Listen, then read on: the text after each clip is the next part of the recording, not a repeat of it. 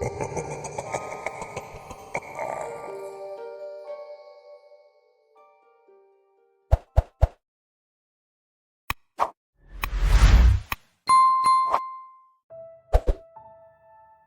are some kinds of wisdom only great suffering can bring. I remember my time in the Bardo with this in mind, for otherwise the memory might drive me insane. The night my heart stopped for nearly 3 minutes started off normally enough. I was working as a nurse in the psychiatric ward at a hospital in the state's capital. Most of the patients there were harmless, mostly just suicide attempts or people suffering from drug psychosis or severe depression, but some were actively dangerous and certainly psychopathic in every sense of the word. The new admission was one of these, a 300-pound black man with a long history of smoking PCP, schizophrenia, and violent, psychotic breaks from reality. His eyes looked like flat pieces of slate as I walked in for my shift. They looked as blank and emotionless as the eyes of a doll. He sat at the table in the front room where the patients ate or played cards, alone under the bright fluorescent lights of the hospital. I walked to the station, where another psychiatric nurse named Ricardo was sitting behind the desk.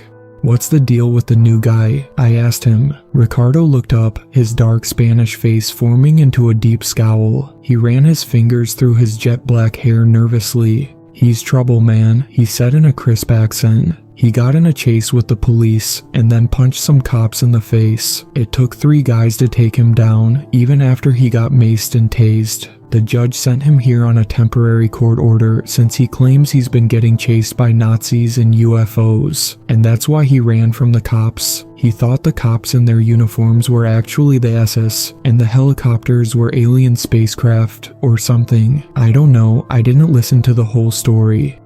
"You have his file?" I asked. Ricardo leafed through a stack of folders with his thin fingers, snatching one out and handing it to me. I looked down, reading the information. Jeremiah Brown, black male, 37 years old. History: polysubstance abuse, schizophrenia, antisocial personality disorder. Psychiatrist's note: this patient has scored a 36 out of 40 on the hair psychopathy checklist. While I am always hesitant to label a patient as an antisocial personality, a combination of factors has made it essential for this patient. Patient has an extensive criminal history, as well as a lengthy history of involuntary psychiatric admissions. He has been diagnosed as having antisocial traits since he was a young teenager. Patient has a long history of violence and suicide attempts. He has a history of imprisonment for manslaughter, armed robbery, grand theft, and aggravated assault. Upon discharge, he refuses to take any antipsychotic medication, citing the side effects as the reason. Long-term prognosis is poor. I had not been sleeping well the past few weeks. I rubbed my eyes as I read through the file, feeling exhausted. I tried putting on lucid dreaming or meditation music from YouTube to help me sleep, but whenever I closed my eyes, I saw horrible things. Chalk-white female faces whose lips were cut into an insane rictus grin, flicking their heads violently from side to side and gnashing their fangs at the air. I had a feeling that many years of constantly watching horror movies and serial killer documentaries was catching up with me. As I read through the file, a student nurse came around the corner wearing a white State University outfit and a name tag that said Caitlin. I looked up, seeing Ricardo wink at me from where he was sitting in his chair behind the main desk. "She's going to follow you," he said. Inwardly I groaned, but I managed to force a smile. "Oh, great," I said. She looked like she was probably no older than 19 or 20. She had a pretty body, but her face looked strange. All the angles were too sharp and her nose too large. I knew the patients here wouldn't care, though. They would hit on anything. I sensed trouble. I looked down at my watch. "Well, I'm Jay, and you already know Ricardo, I guess. It's good timing because we need to give medications every day at 9 p.m. And we have a new patient, so we can introduce ourselves," I said, giving her a faint smile. "That's exciting," Caitlin whispered. I wanted to roll my eyes. It was definitely not exciting. I motioned her to follow me as I made my way to the medication room, which was really just a large closet off of the main day room. I had to enter my code on a keypad, and then, once inside, enter it again along with the patient's number and date of birth. The correct drawers for the medication in each specific dose would fly open, making it extremely hard for the wrong medications or doses to be given unless it was done intentionally. Okay, so for this patient, we need Haldol, Ativan, and I began saying to Caitlin when the yelling started. It came out faintly, rising in volume and anger within seconds. I heard Ricardo's Spanish voice, filled with panic. Something slammed hard against a wall, once, twice, 3 times, and then I heard the sound of glass breaking. I jumped, spinning around, but I couldn't see much through the small, shatterproof glass pane on the wooden door. "Stay here," I commanded, seeing Caitlin's eyes widen, her freckled skin looking much paler than when we had first come in. "Don't leave until I come back and say that it's safe." On the speakers strung throughout the hospital, I heard the first of the warnings echo out around us. Dr. Strong, please report to the 7th floor," a robotic female voice said calmly, using the code for when a patient had to be subdued by force. I pushed the door open, slamming it shut behind me so that the lock would activate and protect Caitlin from whatever chaos was going on. I heard Ricardo pleading with someone at the end of the hallway that ran past the main desk. He sounded strange, as if he were trying to talk through a mouthful of blood. Huddled behind the main computer, I saw one of the CNAs frantically whispering something in the phone. She must have been the one to call the Dr. Strong order. "You don't have to do this, man," Ricardo gurgled faintly. I couldn't see what was happening, as Jeremiah's large body was blocking my view. I could see that the thick glass window at the end of the hallway was broken, however. My heart skipped a beat as I surmised what was likely happening. I sprinted forward as quietly as I could, but the large man heard me. His massive body turned, his flat, dead eyes scanning me with absolute coldness and calm. I saw he had a bleeding Ricardo in his hands. Ricardo's back and head were covered in deep cuts and shards of glass. He must have used Ricardo's body as a battering ram to break the thick glass window. Jeremiah held Ricardo suspended halfway out the window, 7 floors above the concrete walkways far below. "Stay back, or this fucker will know what it feels like to fly," Jeremiah said in a deep, gravelly voice. He shook Ricardo for emphasis, sending his head snapping back and forth with painful cracking sounds. Drops of blood flew from his nose and a deep gash across his cheek. Pieces of shattered glass littered the carpet, shining like countless tiny stars. I put my hands up, taking a step back. Far behind me, I heard the front door for the psychiatric ward open. Voices echoed down the hall. Knowing that reinforcements were coming, I tried to buy some time. "Let's talk about this," I said, taking a step forward slowly. "You don't want a murder charge, do you? You'll never see the sky again."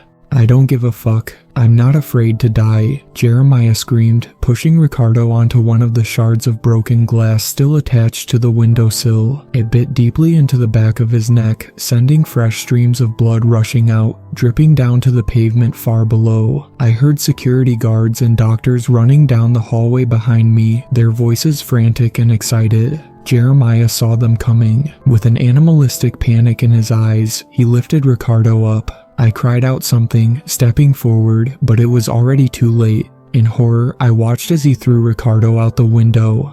I watched Ricardo's body soar in a graceful arc, his arms grabbing at empty air as a scream ripped its way out of his throat. Within a fraction of a second, he had disappeared from view, but his terrified shrieking floated up to us for what seemed like a very long time. His screams ended abruptly as a shattering of bones and a wet smacking sound exploded far below us. Jeremiah turned to me, his large body moving much faster than seemed possible. In his hand, I saw a piece of broken glass, 5 or 6 inches long and as sharp as a dagger. I tried to turn and run, but he was fast and strong. He lunged forward, his arm coming up in a blur towards my neck. The shard entered my skin with a cold, numbing pain. I felt it slice through the flesh easily, felt the blood bubbling up my throat as I tried to scream, choking. The taste of iron filled my mouth as I fell backwards. I was suffocating, I knew. I must be dying. Something cold ran down my body, gripping my heart like freezing, skeletal hands. The world swam around me and turned black. And then I was rising into a tunnel. At first, it was dark, filled with flickering shadows, but a fiery red light appeared at the end. I followed it, no more than a screaming mass of consciousness rising up into infinity. I rose up through the end of the tunnel and found myself in an empty hospital ward. It looked identical to the psychiatric ward I had just come from. It even had the same smashed, blood-streaked window at the end of the hallway. A massive puddle of blood about 10 feet away marked the spot where I must have died. But the fluorescent lights overhead here were flickering, and many had gone totally dark. The shadows seemed to press in on all sides.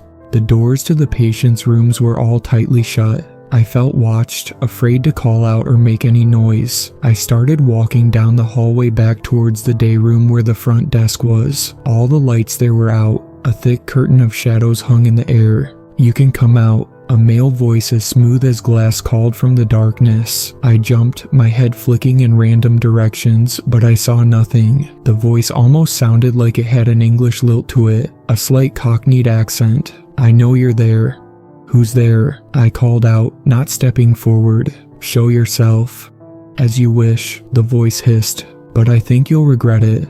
The darkness split apart as if a nuclear missile had exploded. I raised my hand to shield my face, but the light and heat kept pouring out all around me. It blinded me, causing a rainbow of colors and shapes to morph behind my closed eyelids. After a few seconds, it subsided. Blinking rapidly, I squinted in the direction the voice had come from. A male figure stood there, bathed in a silhouette of light. His face looked as white and as smooth as marble. His eyes were pits of darkness that seemed to flicker and burn. Two black, rotted wings surrounded his body, all sharp angles and thin, curving bones. His body was clothed in silky, blood-red robes, and a hood covered his platinum blonde hair. He looked somewhat similar to Leonardo DiCaprio if he was possessed by some ancient god, and it immediately threw me off guard. If I was dying and this was a hallucination of my brain, why would I be hallucinating Mr. DiCaprio?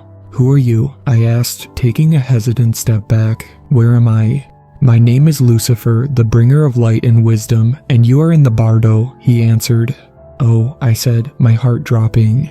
"Well, that's not good. Are you here to torture me or drag me to hell or something? You are that Lucifer, right? The accuser of God and the father of all lies."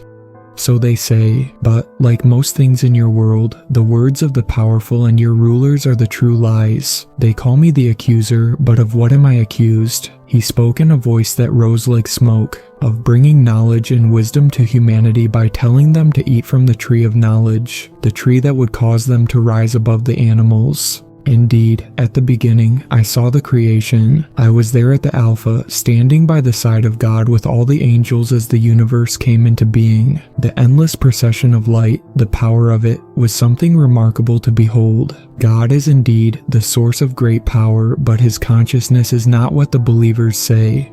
After the creation of the universe, I saw his plan, how he ripped eternal souls from the source to imprison them. I saw how he took these divine sparks and forced them, screaming and wailing, into bodies made of meat to die over and over again. He said it was part of the plan, the great, divine plan, a plan of death and destruction, constant suffering and mindless agony, and the worst part was, he wanted to give humanity neither the knowledge of good and evil, nor the tree of life. I convinced them to eat the fruit so they could open their eyes to their nakedness, to their basic animal existence, so they could rise up out of it forever. Like Prometheus, I brought down the fire, and yet they call me the accuser. God was insane long before he formed the universe. These holy men, they live and die in fanatical adoration to a divine being who is in fact totally indifferent to them.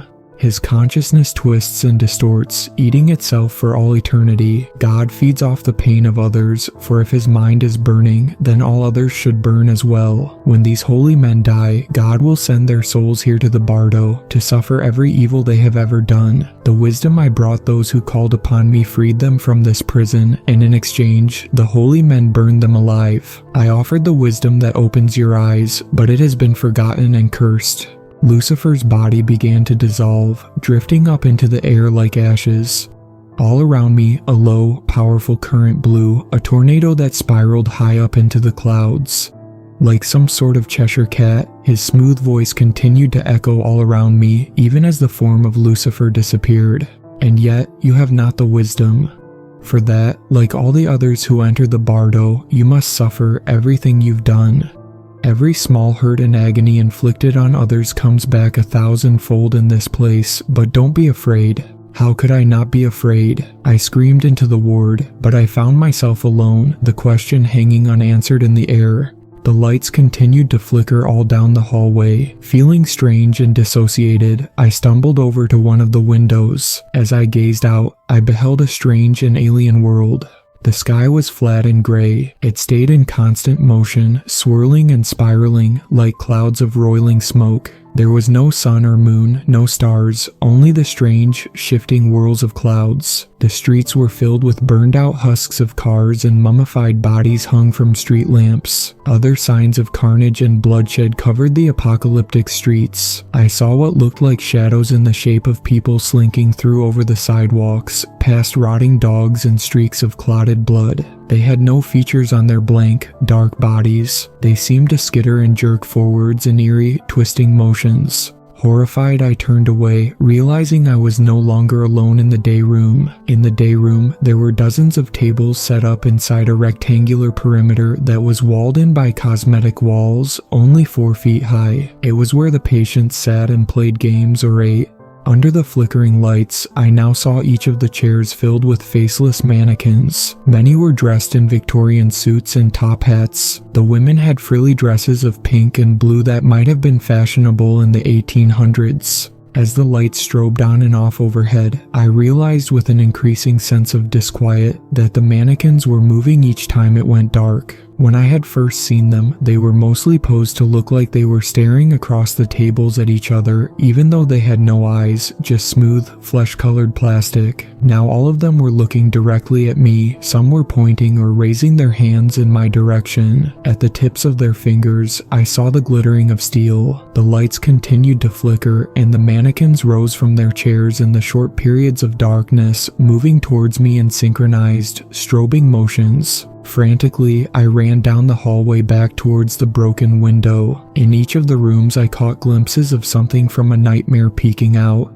I hadn't been sleeping well lately, and when I had closed my eyes, I often saw ancient hags with chalk-white skin and yellowed, broken teeth whose jaws unhinged, their faces jerking and stuttering, dissonant ways that reminded me of the mannequins. Now, on both sides of me, I saw these same figures. They moved continuously out of the rooms, drawing closer with every breath. I looked back, seeing the mannequins only a few steps behind me. I continued sprinting towards the broken window, where the hallway ended in a wall. I didn't know what would happen when I reached it. At that moment, there was no rational thought. I felt like a deer being chased down by a pack of wolves, feeling waves of blind panic and mortal terror rushing through my body. But as I reached the end of the hallway, the end of my rope as it were, a blast of noise started, seeming to come from the walls of the building and the sky itself. It sounded like a siren, a low, drawn-out drone of a demonic whale call, rising and falling in crashing crescendos. The mannequins froze in place once again. The strange, witch-like creatures slunk back into the dark rooms. I looked outside the broken window, seeing clouds of black smoke rising off in the distance. The flickering of massive infernos scorched the land, drawing nearer by the second.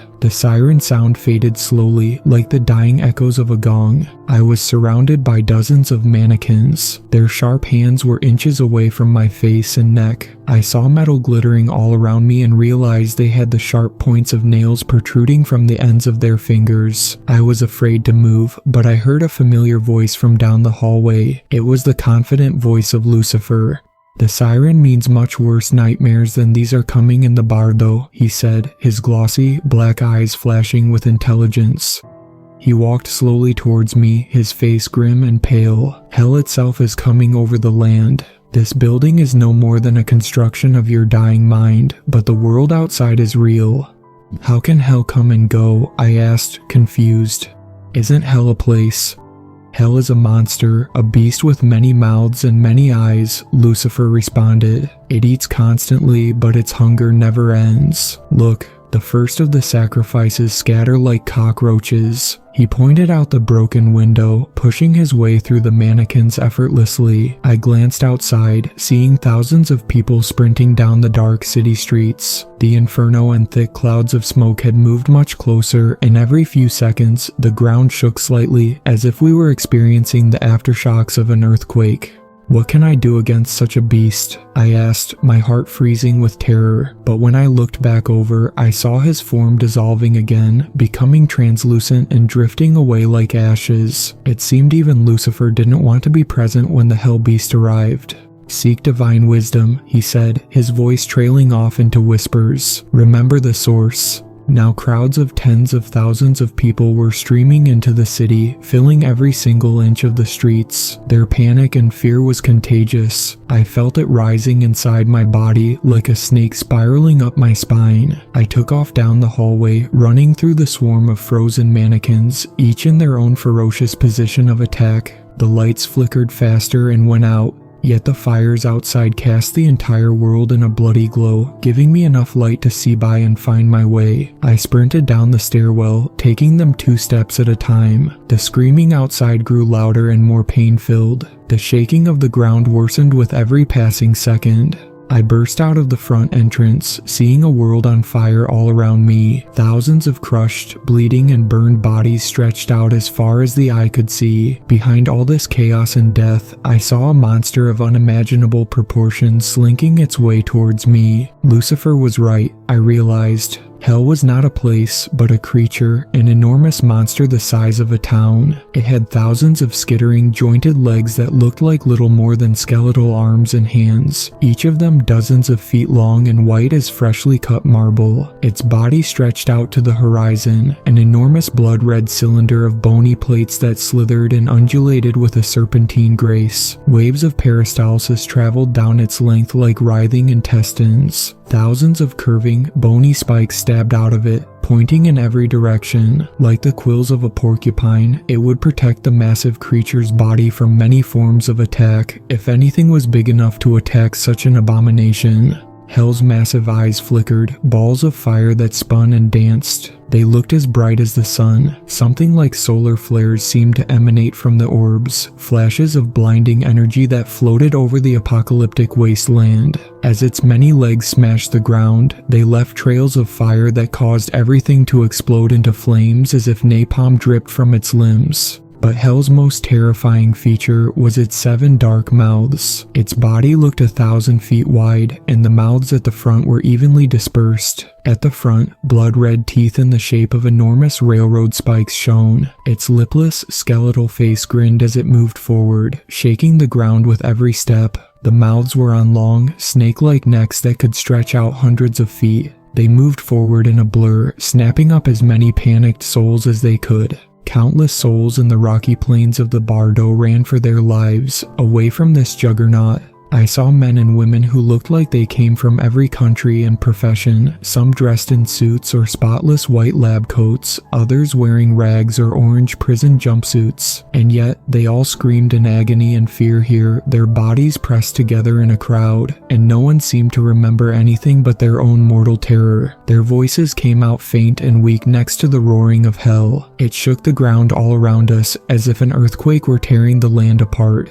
The first frantic runners of the surging crowd had nearly reached me. The nearest person, a young woman in her mid-20s dressed in all white, was only 10 feet behind me. She looked like she came from wealth, and even from here, I could see a ring with a massive diamond gleaming on her finger. I took off blindly down the familiar streets of the city where I worked and lived, but these also seemed different. The church down the street from the hospital where I worked had a satanic pentagram instead of a cross now, its exterior painted a bright, gleaming blood red. When I had driven past it today on my way to work, I remember it read, "Jesus said, I am the way, the truth, and the life. No one comes to the Father except through me."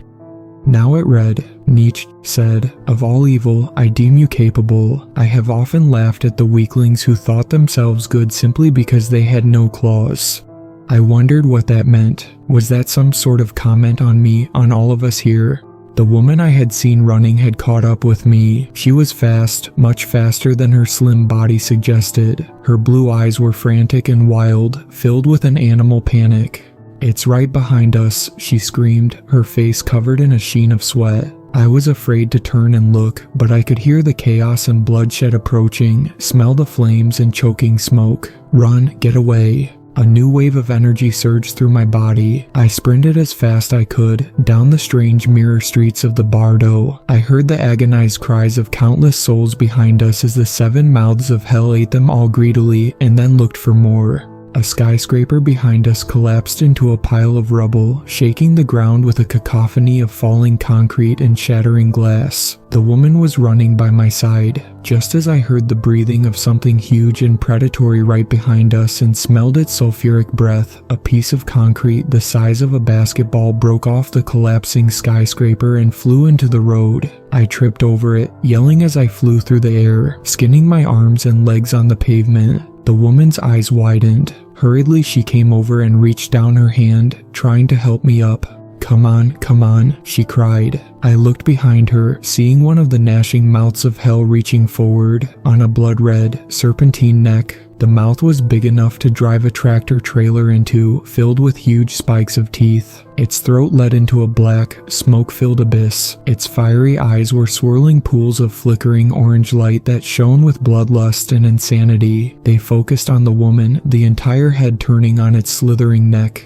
I frantically raised my hand, intertwining my fingers with hers. Her hand was warm and soft. She started to pull me to my feet when the mouth of hell snapped forward. Its jaw unhinged, scraping the pavement with a sound like grinding metal. The woman barely had time to turn as the mouth covered her and snapped shut with a crack.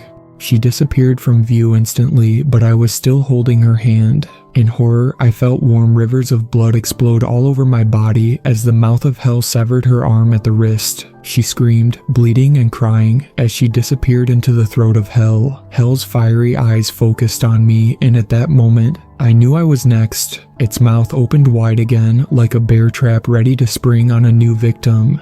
It was dark in hell's mouth, but I smelled the thick reek of old blood and fire. I caught glimpses of tortured, mutilated bodies writhing and crawling down its throat. Shell-shocked, I could only lay there and watch. And that was when the strange doubling started. I heard the frantic voices of men break through the fog of darkness and the fetid reek of blood. There was a mechanical beeping all around me, but I couldn't tell where it was coming from. "Clear," one cried. I looked around, only seeing blackness. At that moment, I felt a surge of electricity rip itself through my body. My arms and legs all seized and my eyes rolled up in my head as the pain sizzled through each one of my nerves. I clutched the young woman's hand tightly, feeling the large, gold ring with the massive diamond biting into my skin. Again, another voice yelled. "Clear," the original voice cried. The electricity came again, and a flash of white light flew across my vision. I blinked, seeing from 2 sets of eyes at the same time, one in the Bardo and one on the blood-stained floor of the hospital ward. The Bardo stayed dark and sinister, but the clear white lights of the real psychiatric ward were blinding. It was a bizarre experience. Moreover, everything hurt. Over a few seconds, my vision of the Bardo faded, and I was simply a gravely injured man laying on the floor in a puddle of blood. 4 doctors and paramedics were crouching over me with a defibrillator. My shirt was ripped off, and nearly all of my skin was covered in blood. I raised my left hand, trying to talk, but only a fiery pain raced through my neck. I felt bandages covering my skin. A nurse was rolling a stretcher down the hallway towards me. "It's okay," one of the doctors said, kneeling down. "You're being taken to emergency surgery. You've lost a lot of blood." I wanted to say something, but I couldn't talk with the massive slice in my neck. At that moment, I felt something in my right hand. I looked down, seeing a slim female hand with a massive diamond ring hanging there. Our fingers were wrapped around each other's, but the hand had been cut off at the wrist. A ragged patch of bloody flesh and snapped bone poked out of the back. "Nin," I tried to say, shaking my head. I felt fresh streams of warm blood open up. "No." The doctors looked down, seeing the dismembered hand. Their faces morphed into expressions of confusion and fear. I closed my eyes as they lifted me up on the stretcher. One of them gently removed the cold hand from my fingers, but they could never remove the memory of what I had seen. I know what happens after death, and it makes the worst life here seem like a dream. I know that one day I'll be returned to that place. I know that one day I'll see that great monster called hell and the featureless, swirling sky of the Bardo again. And the next time, I won't wake up on a hospital floor, but will be trapped there with the others for eternity, an eternity of blood and fire.